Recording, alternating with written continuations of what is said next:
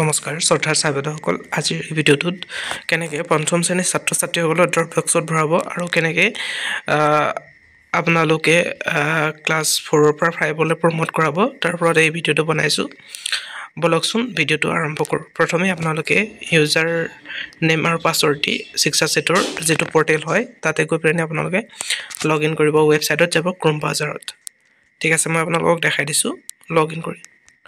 আপোনালোকে লগইন কৰাৰ পিছতে ড্যাশবৰ্ডৰ ওপৰত এটা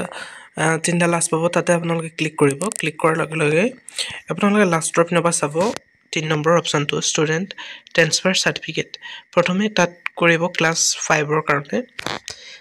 ইয়াতে আপোনালোকৰ নামসমূহ আহি যাব আপোনালোকে ক্লাছটো সিলেক্ট কৰিব ক্লাছত গৈ ক্লাছটো আপোনাৰ যেহেতু ক্লাছ 5ৰ লাগে গতিকে আপোনালোকে ক্লাছ সিলেক্ট কৰিব ক্লাছ 5 ক্লাছ 5 টো সিলেক্ট কৰাৰ লগে লগে ইয়াতে দেখা পাইছেনে ট্ৰান্সফাৰ একশনত আছে চকচোন ট্ৰান্সফাৰ অপচনটো আছে ট্ৰান্সফাৰ অপচনত আপোনালোকে ক্লিক কৰি দিলে ইয়াত আপোনালোকে কি ৰিজনত ট্ৰান্সফাৰ কৰিছে তো ৰিজনটো লিখিব যেহেতু তেওঁলোক পঞ্চম শ্ৰেণীলৈ ক্লাছ 6 লৈ প্ৰমোট হৈছে গতিকে প্ৰমোটেড টু ক্লাছ 6 লিখিব পাৰে তাৰ পিছতে জেনাৰেট ট্ৰান্সফাৰ সাৰ্টিফিকেট অপচনত ক্লিক কৰাৰ লগে লগে ইয়াত ক্লিক কৰাৰ লগে লগে আপোনালোকৰ ট্ৰান্সফাৰ সাৰ্টিফিকেটখন ওলাই যাব আৰু তেওঁলোক ট্ৰান্সফাৰ হৈ যাব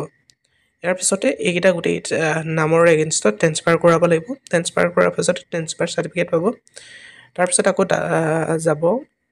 ড্যাশবৰ্ডত গৈ হোৱাৰ পিছতে ষ্টুডেন্ট মেনেজমেন্টত ক্লিক কৰিব ষ্টুডেন্ট মেনেজমেন্টত ক্লিক কৰাৰ লগে লগে প্ৰমোট অৰ ৰিপিটাৰ যেটো অপচন আছে 4 নম্বৰ পইণ্ট 4 নম্বৰটোত ক্লিক কৰি দিব ক্লিক কৰাৰ লগে লগে আপোনালোকে এইটো শ্ৰেণী ওয়াইজত আপোনালোকে প্ৰমোট কৰাব পাৰিব এতিয়া ধৰক ক্লাছ 5ক টো প্ৰমোট কৰিব লাগে ইয়াত ভিউ অপচনত ক্লিক কৰিব ভিউ অপচনত ক্লিক কৰাৰ লগে লগে এতিয়া আপোনালোকে ভিউ অপচনত ক্লিক কৰিব মই আপোনালোকক দেখাই দিছোঁ ভিউ অপচনত ক্লিক কৰিব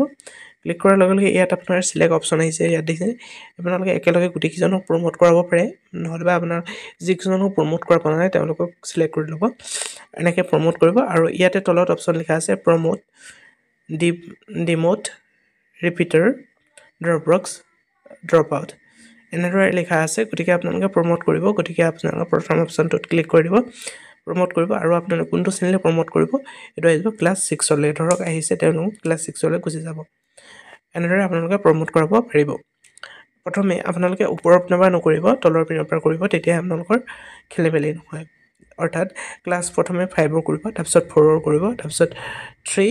2 1 তেনেকৈ কৰিব তেতিয়াহে আপোনালোকে পাৰিব